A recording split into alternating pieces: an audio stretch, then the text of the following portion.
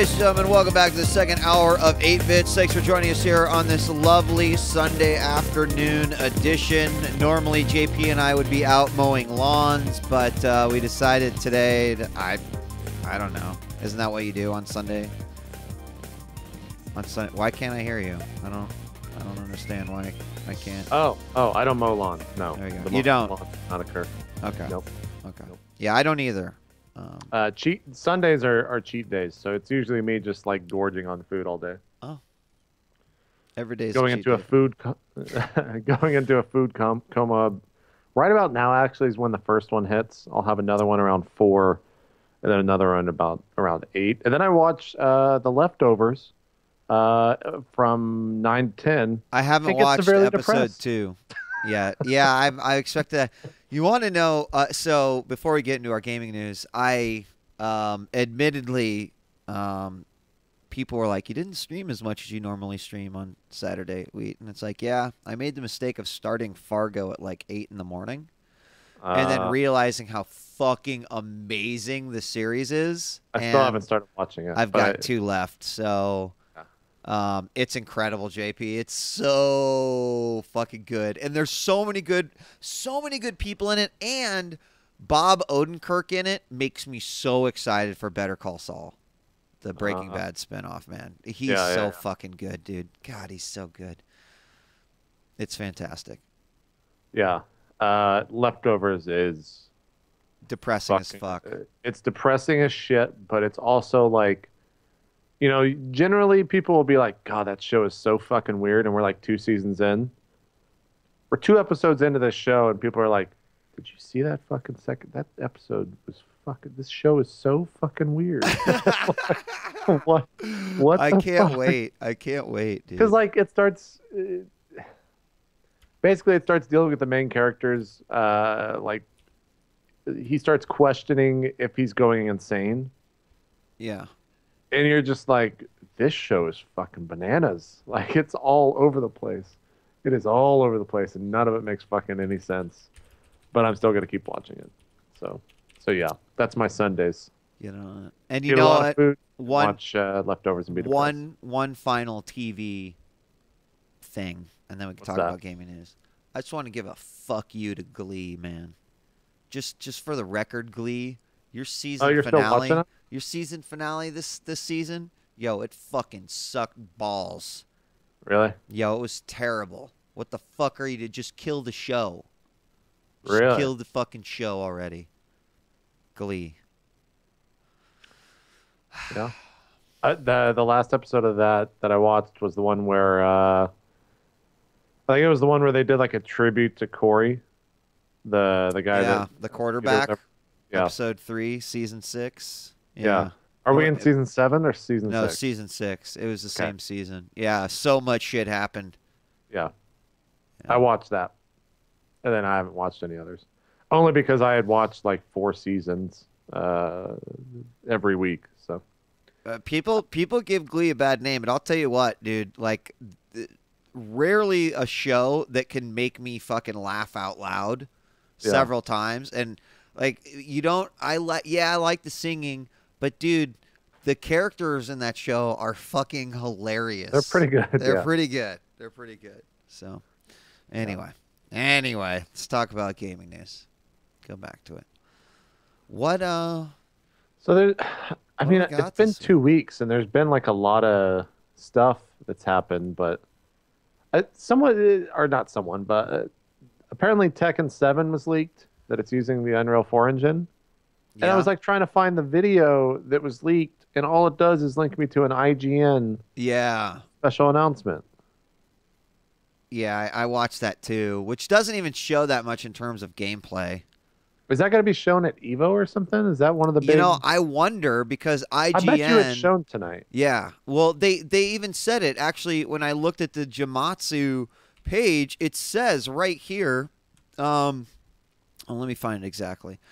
It says, looks like a rumor was true. A leaked IGN news video published by AOL Video ahead of tonight's official announcement reveals Tekken 7 will be powered by Unreal Engine 4. Now, The They're interesting, doing that at Evo then. but the weird thing is like I don't know that where. Let me look at the schedule. I had it up over here. Is there even a Tekken final tonight? Like, is there? No, the Tekken Tag Final was on Friday. Yeah, it already happened. So I guess maybe at like 3 they might announce it or something, or maybe at 3:30. I don't. You know, I don't want to talk too much about Evo, but I thought it was. I think that some of those like segues into breaks that the commentators are doing are the fucking funniest shit I've ever seen. Like what? Like what? Like, for example, last night in the middle of Ultimate Mario vs. Capcom 3, they finish a match. Everyone's like really hyped to see the next match, and out of fucking nowhere, James is like, "Is it James? James One Chen? of Yeah. Yeah, it might have been him. It might have been someone else. Anyways, he's just like, yeah, fantastic, Matt. Oh, all right, guys, let's go check out this trailer for Dawn of the Planet of the Apes." And then it just starts, and I'm just like, what? What the fuck just happened? But then it started like they show a trailer for Dawn of the Planet of the Apes. It's Dude, like no. Here's the best one. Here's the best one, and I right? was laughing so bad. Like they There's came. Ultra David. I was watching. You know, same stuff, and at one point, and it might have been the exact same part. JP, they come back from the trailer, and Ultra David goes, "Yeah," and it comes out this month. When it's like it just came out Friday, and then the guy next to him goes, "Yeah, it's in 3D and IMAX too." And I'm just like, "Oh my fucking god! Like, what in the shit?" I just thought that was so funny. They do a lot of those too, where it's like they're being fed. It makes me think of like the old beginning days at MLG StarCraft 2 casting, where like Tasteless would be like, "Oh, hold on, guys. Hold, I'm getting okay. Oh. Well, All right, we're gonna cut to this quick commercial break. We'll be right back." And then he like puts it in. What the fuck? It starts screaming. I love those days. Those are some of the funniest. oh shit! I think they're pretty hilarious. Yeah, they're always good. That's funny. Or the StarCraft 2 Path National Guard Path to Honor. Do you remember that thing? It's like the funniest thing to ever happen in StarCraft 2 esports, where Nick and Dan are, all right, guys, we're going to take a look at boxers, National Guard, Path to Honor. And like, they're like staring at the screen, and then it's like, dun, dun, dun. It's like some patriotic music coming up, and Nick and Dan like look at each other slowly, and they're just like, oh God. Like, You know, this thing comes up, they read through the bracket, and then they finish off, and they're like, and now let's look at Bombers, National Guard, Path to Honor, and the same music kicks in. It was fucking terrible. It was always. I feel like, oh yeah, it's happening. It's happening, dude. Since we're on the discussion, we're gonna witness the absolute worst esports fail. I'm gonna unmute the stream. Do you know what it is? Do you know which one it is? No, I don't know. Oh, it's happening. There's so many. It's happening. No, this one is by far the absolute best. She's going to be doing an interview on the floor. So, B, who are you talking to down there? Thank you, guys. We have Complexity, Optic, and Envy advancing to round 3, and Rage at the 3rd round. I'll keep you guys updated after this commercial break. Thank you. Oh my God. Oh man! Oh, the worst fail of all time. Oh, that's rough. That's rough. That's.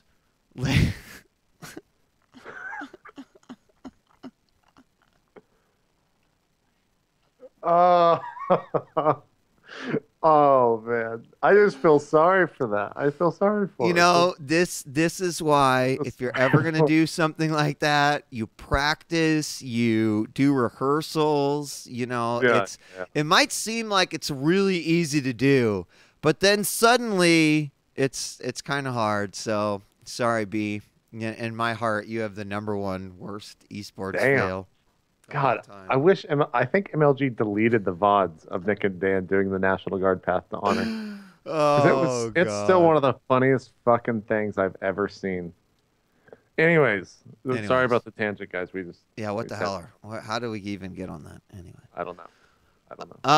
Here's one piece of news that's kind of interesting. Because also the international is going on, but Eric Johnson from Valve. I saw that. Yeah, so there's been a lot of talk about, well, hey, you've done these amazing things for Dota. Why can't you do it for Counter-Strike? And they sort of have by adding, the drops and the esports stuff, and the money towards that goes towards events. But this is the first time I think Valve has acknowledged that, maybe we could do something like the international in the same way with Counter-Strike. And, to me, it's almost why not? I know they put a ton of time and effort into the international. JP, it's almost because you're probably familiar with this one, right? But Blizzard and BlizzCon, the reason why BlizzCon didn't happen every single year for early on was because the whole company basically came to a halt because they had to focus on this massive convention, and that's why they would do it every other year. And so I could imagine that there's probably a few of them that are like, yo, I don't know that we could do a second international. But at the same time, Valve has to be going, we did make $25 million off of the compendium, so maybe it's worth it to create a team that just does that. It's, JP, what do you think about that first off? And then, is Valve the only company that really can pull this off right now with Steam, with Go, and with the I don't know.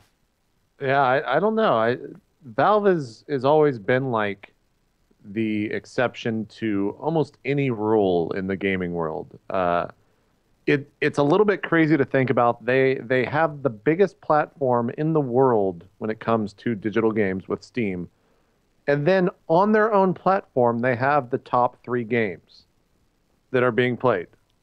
And that's their own games. Mm-hmm. That's kind of absurd. The amount of money that they are able to rake in annually has to be... And the other thing, too, is that they're privately owned. So the amount of money they're raking in has got to be just astronomical. And so when you look at something like the international, it's probably a blip in terms of what it costs for them. It's probably not even something they worry about. And that's why they're able to do a room for each player that is probably about a suite. And they keep the entire player base there all the way through the end of the finals. And they're doing the finals, at the key arena. And they can fly in. How many different commentators do they have out there? 30? Oh, Jesus. Yeah, at something least. Absurd. At least. The personnel that they bring in around the community just for something like that is absolutely absurd, and it's unrivaled in the space. No one else can do what they're doing, and it's why something like the international is so huge and so heavily regarded as something as the best right now, or as the best right now. And so, can they do 2 of these a year? Probably, without a doubt, they could probably do it. Yeah. Do they want to? I don't know. I don't know if I don't know how the CS:GO community would react to something like that. Would it be the same amount of response that the Dota community gave it? I don't know. Yeah, I don't know either. I do know that Counter-Strike is growing, and that they certainly have to be, they have to be looking at that right now. Peak players for CS:GO is around 200,000, but Dota 2 is really quickly creeping up on 1 million, and I would guess that post-international, it will pretty regularly hit. I mean, that's the other thing, too, that's fantastic for Valve is when they do these big events, the amount of publicity, I can't even say the word right now, the amount of exposure, we'll go with that they get for something like this is crazy. We're going to see this on CNN.com. We're going to see this on every major news site out there because it's topical. They want something to put out there on Monday, et cetera, et cetera. It gets them, and it's a free-to-play game. So then at the end of that article, it's going to be if you want to play Dota 2, you can go check it out over at Dota2.com or whatever the fucking website is. So we're going to see a huge spike in numbers from something like this. So that's why it's also worth it for Valve to do something like this for CS:GO. And like I said, they have everything to do it. They've got a giant community. They've got a giant list of casters. There's a ton of teams out there. They don't really have the Chinese and Korea scene of CS:GO, does that exist? Is it as large as like a No, Dota? I don't think don't so, right? think it is, because I'm afraid they have so many clones out there Yeah. that, yeah. I don't know. So yeah, I hope they do that, because obviously I love CS:GO and I think it would be fantastic. And it's something that I think would really kickstart the tournament scene, because as soon as Valve announces something like that, you know everyone else is going to follow suit and do bigger and better things with that game. But I don't know. We'll just have to see. We actually have no control over that. I mean, it's really just whatever Valve feels like doing. Exactly. Any given day, like wake up, yeah, we'll make Half-Life 3 now. Fuck it. Yeah. Exactly. Why not? Why not? Exactly. So we'll see. Do you know about this game called Unturned? Yeah, I see people were chatting about it.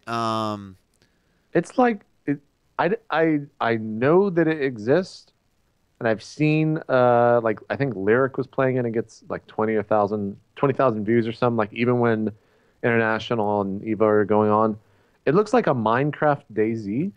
Yeah, so from what I understand about it, let's see if there was actually a good article about it that was published the other day that was like the story behind Unturned on like Kotaku Australia. Here, I've got it right here.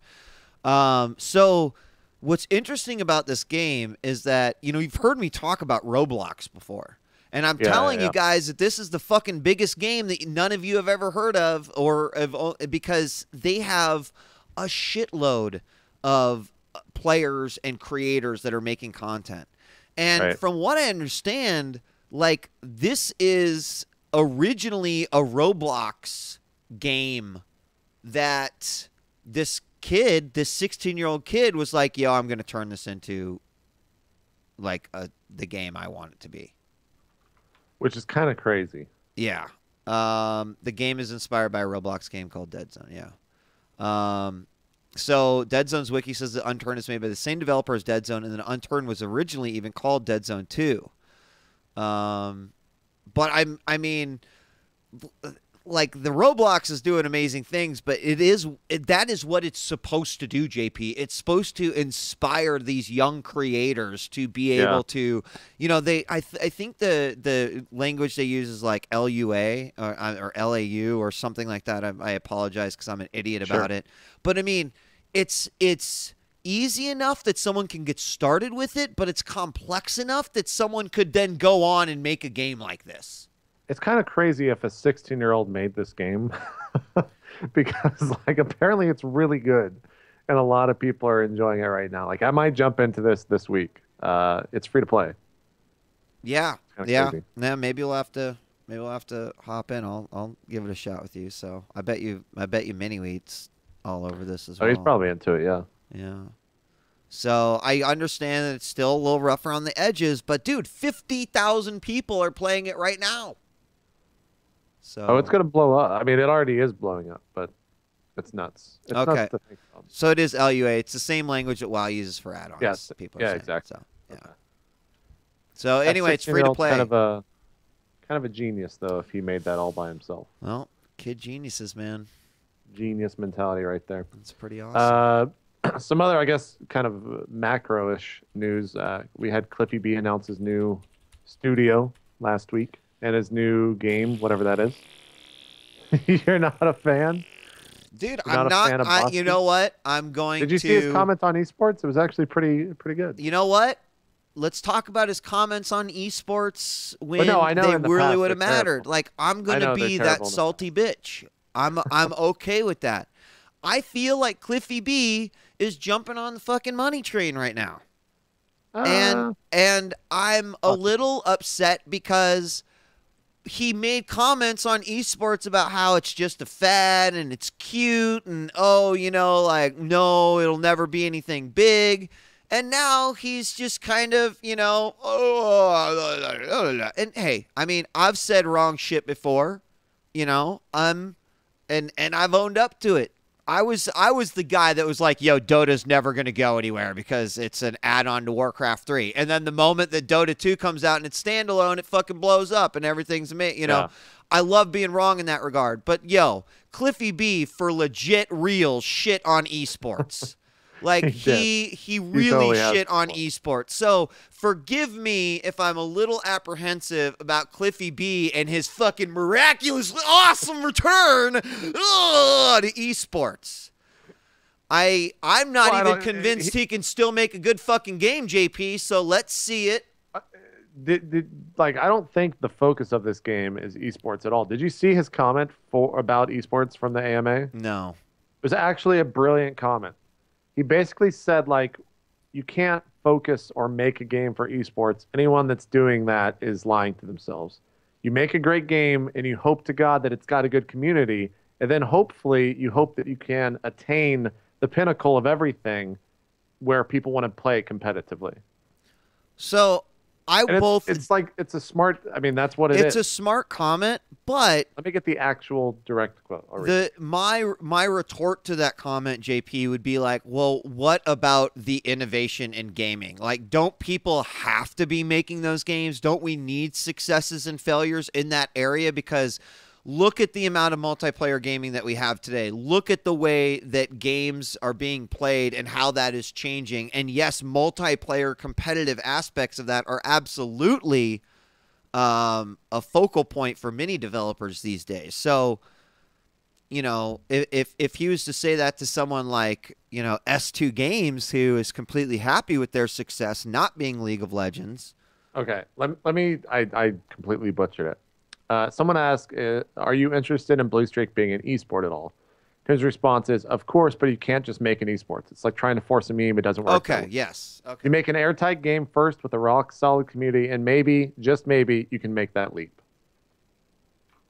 I mean, at least he understands. No, that's good. That actually makes a lot more sense.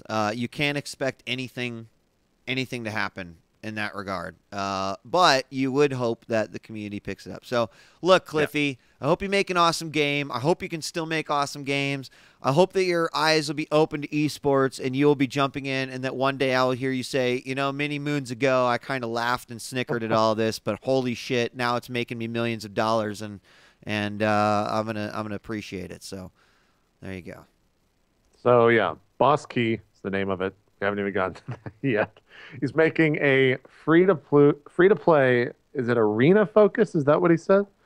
Yeah, whatever that means these days. Yeah, arena focused, and he's working with Nexon, who make a lot of big MMOs and things like that. Which is another kind of like. That's a little bit weird. Well, weird, that to me, I feel like, I don't know. I feel like that's a money positioning type thing. But it might be a smart one, because if Nexon's just like, here's a lot of money, develop your game. That's a pretty great feeling. Oh, yeah, totally. Blue Streak is going to be the name of the game. And he did a huge AMA on Reddit. I think he answered a lot of questions. So if you want to go read that, you can. But yeah, a lot of people were excited about that. I think that was probably, even though it wasn't really like breaking, he hyped it up, said like in 2 days I'll be announcing my studio, etc. I don't think there was really bigger news than that last week, was there? Was there anything else that we missed? I mean, you know, it was slow news sort of experience after E3 pretty much. But I mean, I can open up the phone lines and we can, you know, kind of, you know, scour through. And if there's anything else people want to chat about, we can. Sure. Yeah, I'll look through everything and see if I can find anything interesting. All right. So you can either pick up your phone and dial 909-581-8519, or you can just Skype me at djWHEAT. Oh. And anything you might have, questions you want to talk about video games, what are you owing about? Did you see where Mighty Number 8 is now accepting additional funds to put in English and Japanese voice acting in their game? So they're allowing their stretch goals that they didn't hit to now be hit? No, I don't. Maybe, I don't know. They're asking for 200 extra, or 200,000, I think is what it is, for English and Japanese voice acting. And this is a game that made 3.8 million. They were like 400% over their goal, Wheat, and they're asking for additional money. it's a little fucking sleazy. Like I don't know how I feel about that. Yeah, Mighty Number 9. Number 9, whatever. They also released. I like Magical Number 8, the 7th. Yeah. I like that name. They did release some footage of it as well that looks pretty fantastic. Oh yeah, no, the game's always looked great for Mighty Number 6, but you know, well, you know what? Kind of weird. They're gonna get that $200,000, dude. I don't know if they are. They only had like 6,000 a couple days ago. Maybe it's gone up. I literally just typed in Magical Number 9. God damn it. I'm just always going to call it the wrong name. I'm also just resetting my Skype. Yeah. So Project Fun, it's called the Slacker total raised is 9,000 right now for a 200,000 goal. Japanese and English voice acting. So if they don't reach the goal, are you just going to get neither? I don't know. They raised $3.8 million and had 427% funded back in October.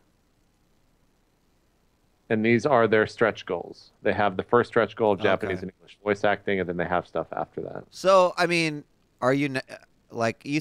I'm getting the impression from you that you're kind of like, yeah, you already did this once. Like, why are you? Yeah, like 3.8. 3.8 is a lot. I don't know where that money went. I mean, I kind of do, but still. Like, it's kind of weird for them to ask for more money from the community. And it's also weird for them to announce at the same time or around the same time that they're doing an animated series around the game. Like, what? I don't know, man. I don't know. You'll play that game, though, right? Oh, yeah, definitely. Yeah. No, I'll definitely check it out. I mean, it looks cool. I'm into it. It looks great. I'm definitely looking forward to it.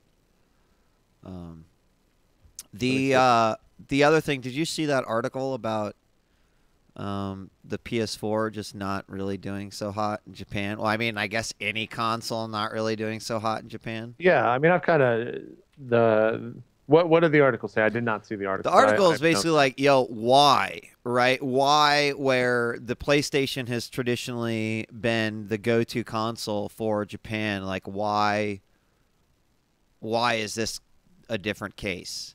Yeah. They've not even sold 1 million units. Really? The PS4 only outsold the PlayStation 3 by like 500 units. You know, so they like there's no concrete evidence to say this is why it is doing bad. But, you know, he looks at all of the, you know, all the reasons, talks about a little bit of the fact that there hasn't been a whole lot of Japanese developed games that, you know, would sort of that would appeal to those types of gamers. That there's still so much interest in like the PS3 generation. And there's still games coming out over there that people like. I mean, especially you consider some of the JRPGs and some of the like Axis games and you know, like they don't need a PS4 necessarily to do that. So I don't know.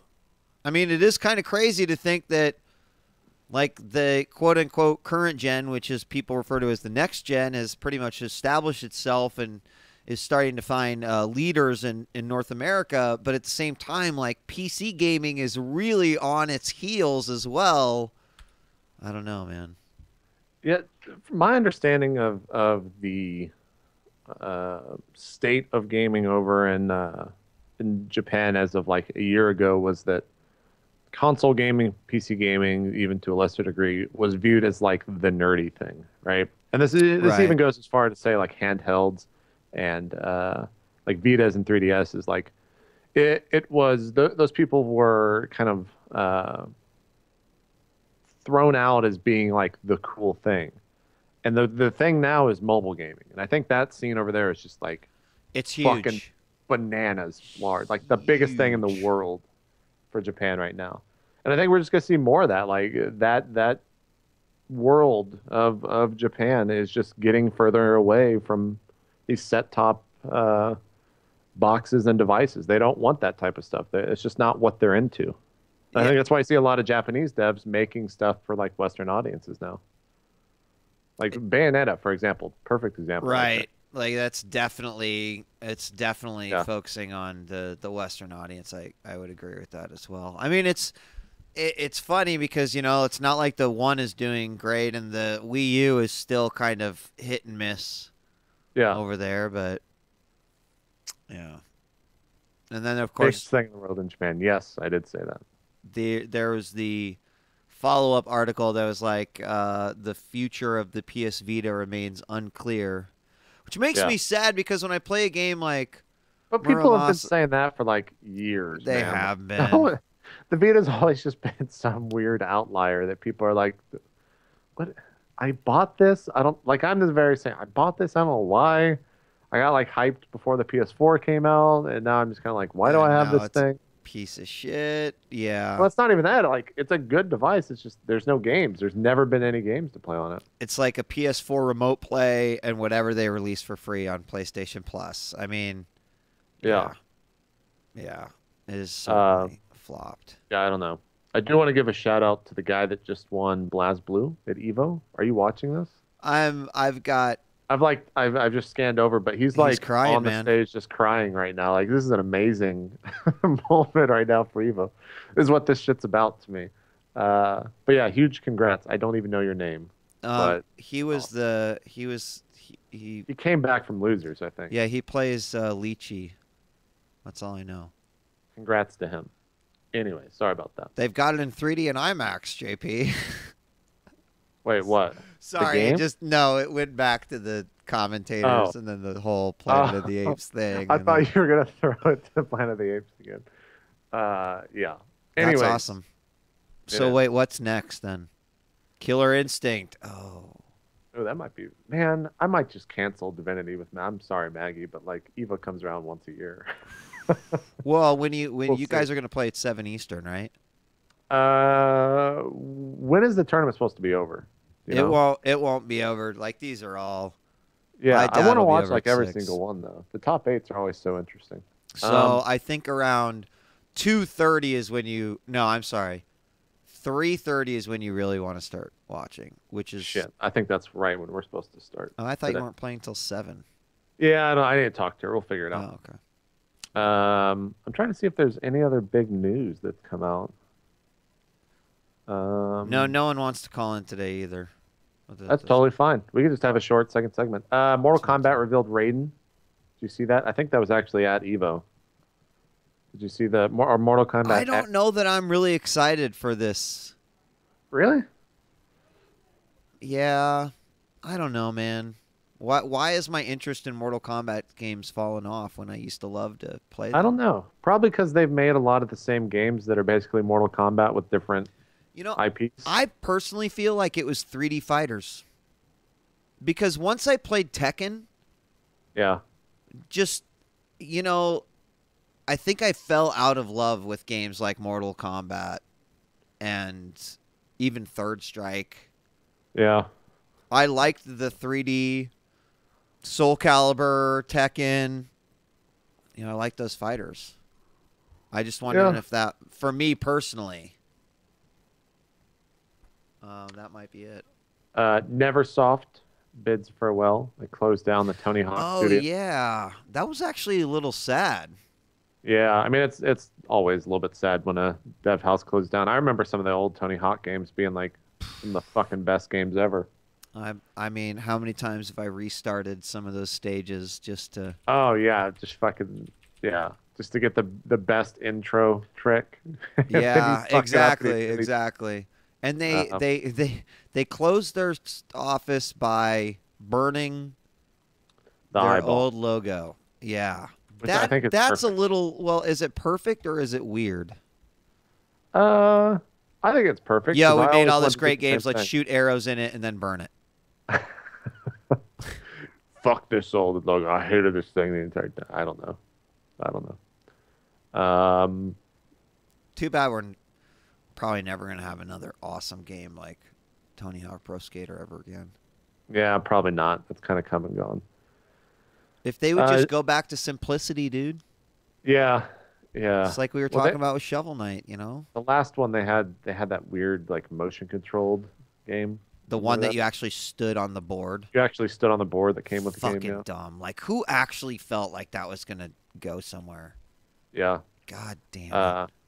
PC gaming, there's a report saying that PC gaming, the hardware market is worth 2.5 billion globally. I saw that. Or 21.5 billion, excuse me. That's a shitload of money, dude. Yeah, dude. That's actually a shitload. I mean, that's spread out over like how many different manufacturers, a ton. But it must be a good time to be like a, video card manufacturer, a HyperX, making SSDs or whatever. That's insane. Trying to see what else. There's I didn't read it yet because I was traveling, but there's the Valve VR contractor saying that VR is bad news. Did you see that post? Well, yeah, but then didn't he come back and say... He might have. Let me, hold on a second. Like, you guys took these words out of... He got the call from Gabe, and he's just like, I've got your mother and father. You retract that statement now. Watch Dogs sold 8 million. Doesn't surprise me, I guess. People had a bunch of new consoles, and yeah, they had to have something to play on it. I was kind of surprised to see this. Did you see Guild Wars 2 has sold 3.8 million in China, and it topped 7 million worldwide in less than 2 years? That game has always just kind of like confused me. What, Guild Wars 2? Why is that? Because there's no like end game to it. It's just you level 1 to 80 and you're kind of done with the game, kind of. Like they're really good about doing like monthly world events and stuff like that, but there's not like a hardcore raid in that game or raiding scene in that game. It's mostly PvP, right? From what I can tell and what I've been told, yeah. Kind of interesting. Jeff would be excited for this. The Blizzard announced their prices for the major Hearthstone patch, the first one. Like yeah. $6.99. Yeah, I'm actually excited for this. Curse of Naxxramas. Yeah, the Curse of Naxxramas. So, Hearthstone.com takes you to a Hearthstone builder. It's in chat. No, the Hearthstone builder, what is that? It's like a guy that builds houses, and he's probably gets a lot of weird hits. So what I wanted to, so they announced all this stuff. Where you put it in chat? 'Cause I sent it to your One More Game. The blog. Why can't I? Why doesn't it? I'll just find it. Okay, here we go. Why doesn't it show it right there?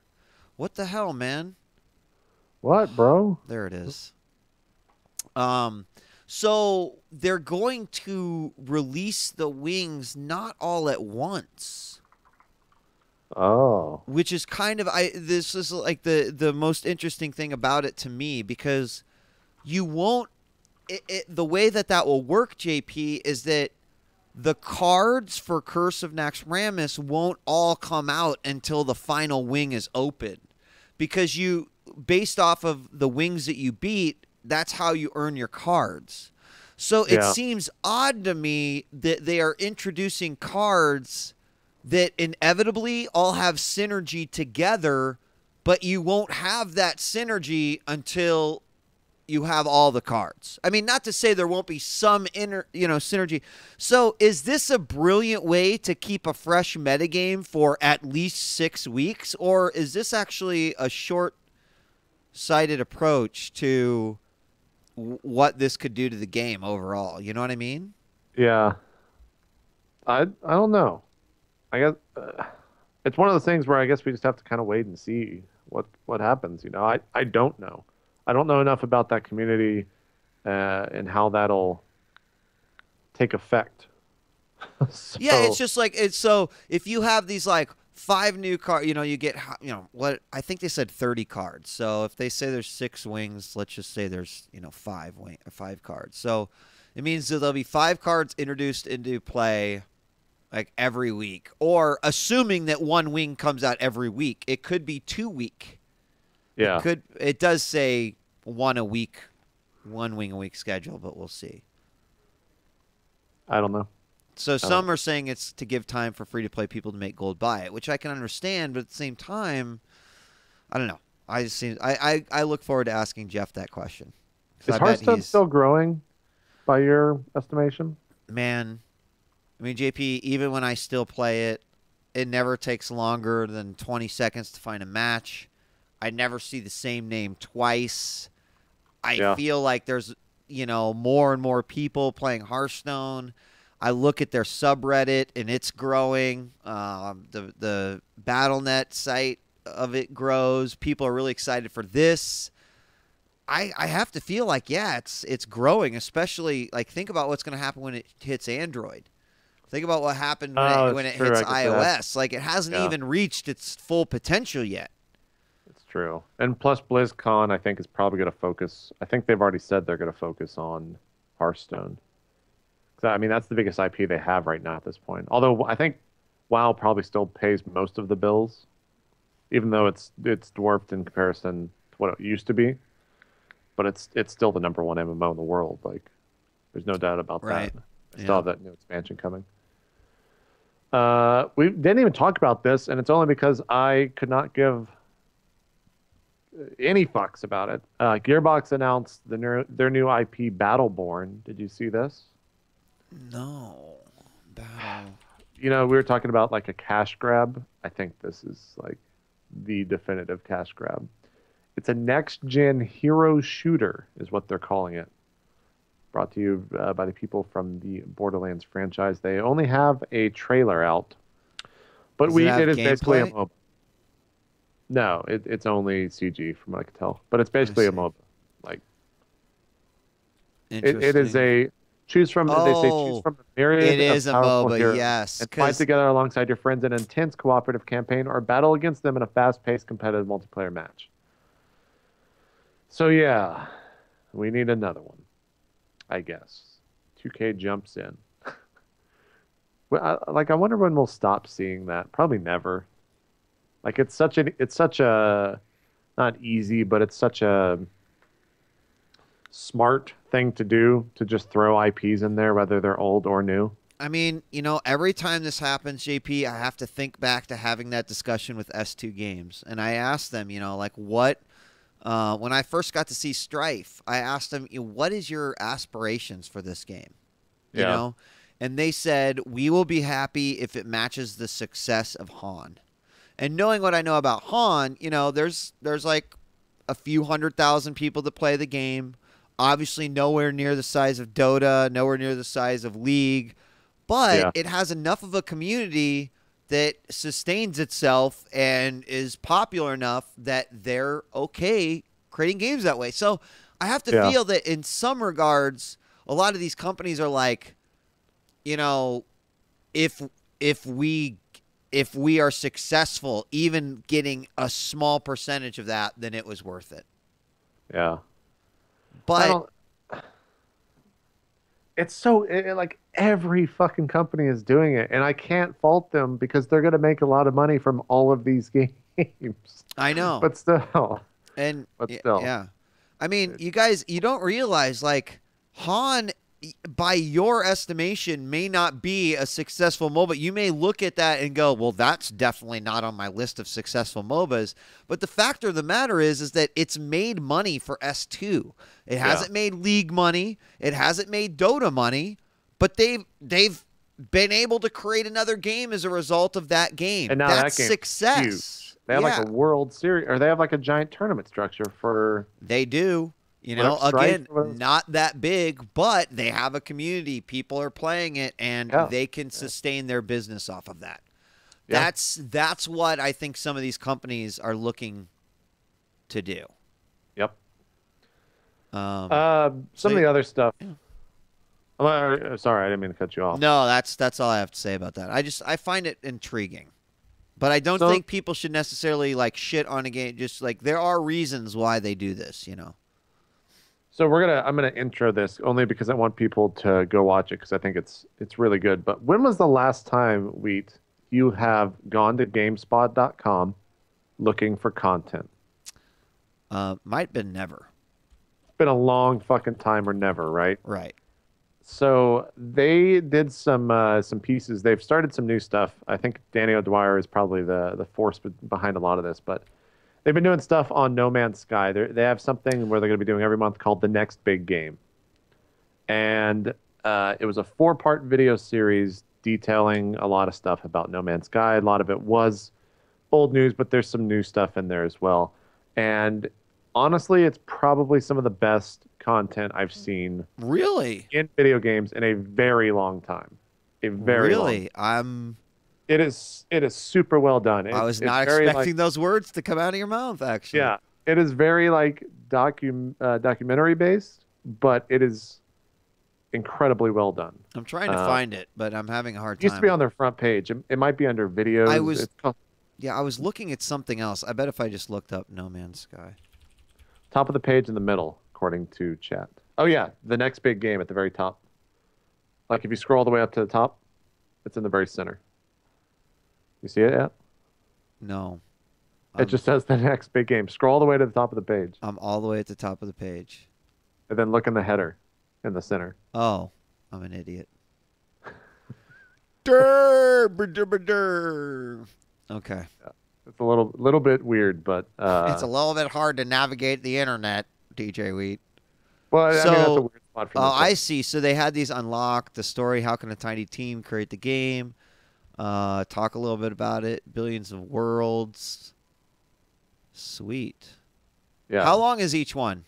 About 13 minutes. Oh, wow. It's good little bite-sized things. And again, like the footage that they have in there, a lot of it you have seen before, but I think the way that it was written in terms of how it was presented is incredibly well done. They basically, I don't know where it is, but there's some spot in San Francisco where they were in like a forest, and the editor the editor for all these videos took all the green from the forest on the trees and would make it purple or make it blue, and it would look kind of like a No Man's Sky world.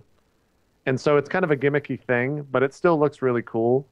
And a lot of the video footage that they were just walking around in as Danny was talking. But yeah, he does a lot of good stuff. They also have another. I think I showed you that set that they had for their other show. Yeah. At GameSpot that looked one of the coolest sets I've seen. They've got some pretty badass sets.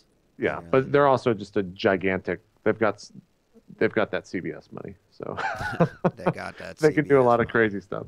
So yeah, if you haven't watched that the No Man's Sky next big game thing, go check it out. It's really good content. Well, I don't know what else there is, but we didn't have. I understand people didn't want to call maybe like they're watching 20 streams at once, so that's totally yeah. There's a lot, but I think we made it through. Are you going somewhere next weekend? Are we having a normal week? Yeah, I am going. I am. It's Nice Guy Ed's wedding. Oh, that's right. Okay. Yes. So I leave Thursday. You're back Monday or Sunday? I'm back in San Francisco on Monday, and I'm there for the week, but I've got like access to stuff there. So. Okay. Yeah, we'll figure something out. Showtime. Yeah. Otherwise. Yeah. And apologies on behalf of Jeff Green. You know, he has been busy with his new company, so don't worry. He'll be back. But he's getting closer to a couple of the games that he's working on releases, so he doesn't talk about that too much, but yeah. So awesome. Well, let's wrap. Go ahead, JP. One last thing, minute or two. Have you seen what is that? Fuck. What is the anime that you like? You love, and Nico Robin is from that. What is it called? One Piece. Did you see the game that came out for it? Yeah.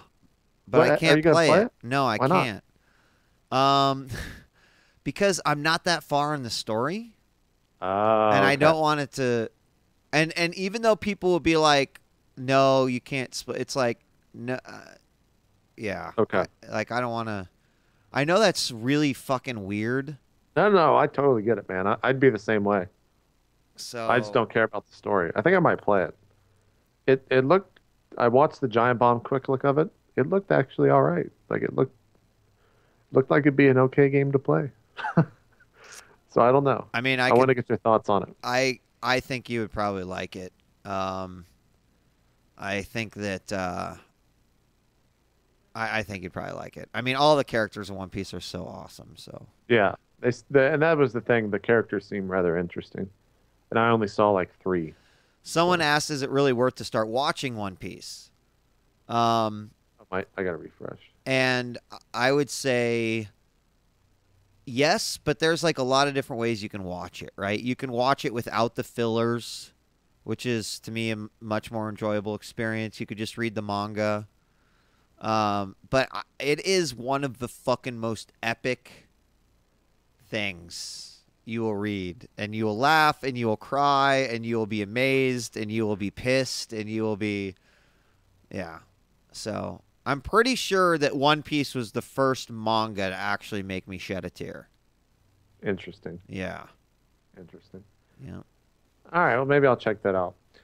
In terms of shout-outs, tomorrow night, me, Neil, Adam, and Steven are going to be taking a look at D&D 5.0, playing through their first campaign that they've released for that with pre-made characters and everything. Is that like a one-shot? Or is it... Yes, it is a one-shot. Unless we can't finish the campaign, then we'll make it a two-shot or something. I don't know. We'll see.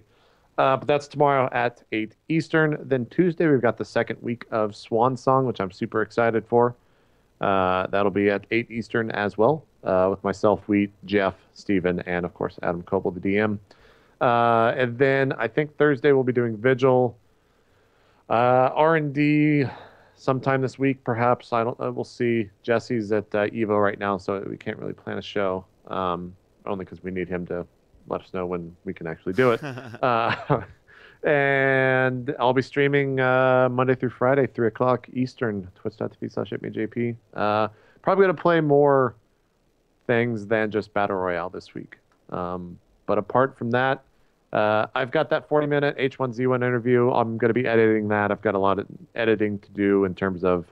I shot a bunch like travel log pieces, and I'm going to try to put something together like that instead of just a straight-up, here's the interview, he's talking already as soon as you click play. I want to do like actual content, have real editing. We'll see how that goes. But yeah, thanks everyone for watching on Sunday, and go enjoy your Evo. I'm pretty sure we're going to be canceling Divinity only because I do want to watch Evo, but we should be playing sometime this week. All right. So I'll let you know. Well, if you want to cancel, and I think I'm going to get through The Wolf Among Us really quick, so maybe we can CS Evo watch party or something. Yeah, okay. That sounds interesting. I do, although it's hard for me to like not, like if I'm going to play CSGO, then I have to turn everything else off. So we'll see. We'll see. Okay. Yeah, we'll see. All right. Fair enough. All right. Yeah, I don't have much else. Thanks for joining us on this Sunday edition. I'll let you know how big of a stinker Transformers is, but I'm gonna go see that. Oh yeah, let me know that. And then I'll probably hop on, finish the Wolf Among Us, and then also watch TI/Evo. But thanks, you guys. Yeah, I look forward to Swan Song as well. That one is definitely. I've been thinking a lot about playing that one again, so it was a good job on putting that one together. I like it a lot. So that's it from us, guys. We'll see you next week, hopefully, for another 8 bits. But, of course, keep an eye on our Twitters, and we'll let you know. So we're out of here, and we'll see you next time. Bye-bye. Peace.